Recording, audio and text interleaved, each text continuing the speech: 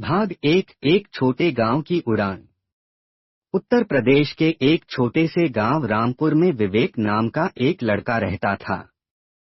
उसकी आंखों में बड़े सपने थे, लेकिन हालात ने उसे संघर्ष करना सिखा दिया था।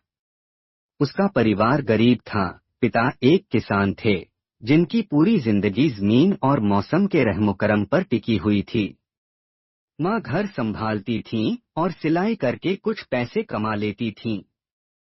विवेक 3 भाई बहनों में सबसे बड़ा था और उसकी जिम्मेदारी सिर्फ पढ़ाई नहीं, बल्कि परिवार की मदद करना भी था।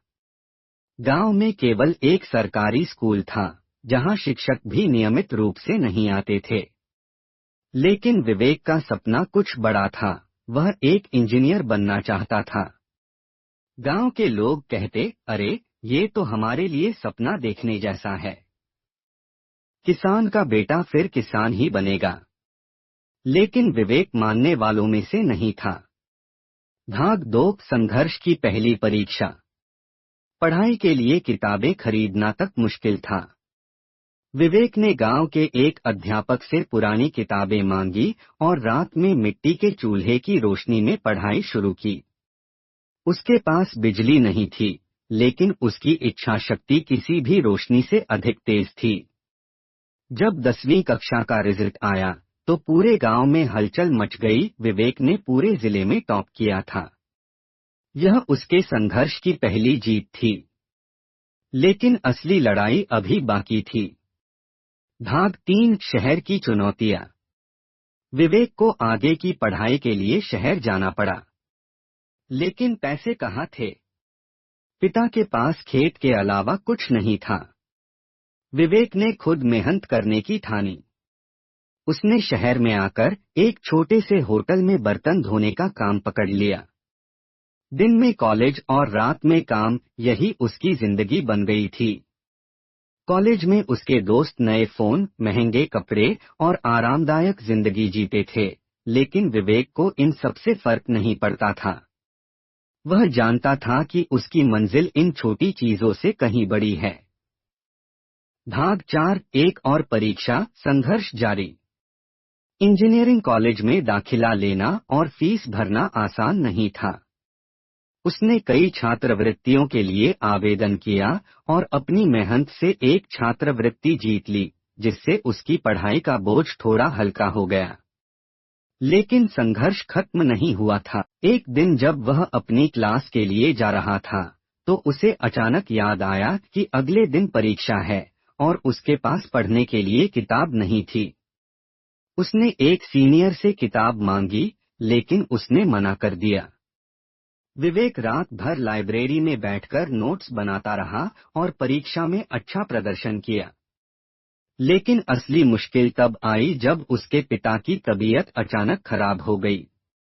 उन्हें अस्पताल में भर्ती कराना पड़ा और इसके लिए पैसे नहीं थे। विवेक ने अपने टीचर्स और दोस्तों से मदद मांगी। किसी ने कम, किसी ने ज्यादा, लेकिन सभी ने मिलकर पैसे जुटाए, जिससे उसके पिता का इलाज हो सका। भाग 5 सफलता का सूरज। 4 साल की कड़ी मेहनत के बाद आखिरकार वो दिन आ गया, जब विवेक ने अपनी इंजीनियरिंग की डिग्री पूरी कर ली। लेकिन नौकरी पाना आसान नहीं था। एक के बाद एक इंटरव्यू में उसे रिजेक्ट कर दिया गया, लेकिन उसने हार नहीं मानी। फिर एक दिन उसे एक बड़ी कंपनी से कॉल आया। वह इंटरव्यू के लिए चयनित हो गया था। उसने खुद को पूरी तरह तैयार किया और आत्मविश्वास के साथ इंटरव्यू दिया। कुछ दिनों बाद जब रिजल्ट आया, तो उसकी मेहनत रंग लाई। उसे नौकरी मिल गई थी। उसकी पहली सैलरी जब घर पहुंची, तो मां की आंखों में आंसू थे, लेकिन ये आंसू खुशी के थे। पूरे गांव में उसके नाम की चर्चा थी। लोग जो कभी कहते थे कि किसान का बेटा किसान ही बनेगा, अब कहते थे, अगर मेहनत हो तो कोई भी उड़ान भर सकता है। भाग 6 प्रेरणा की मिसाल। विवेक ने गांव में लौटकर एक कोचिंग सेंटर खोला, जहां गरीब बच्चों को मुफ्त में पढ़ाया जाता था।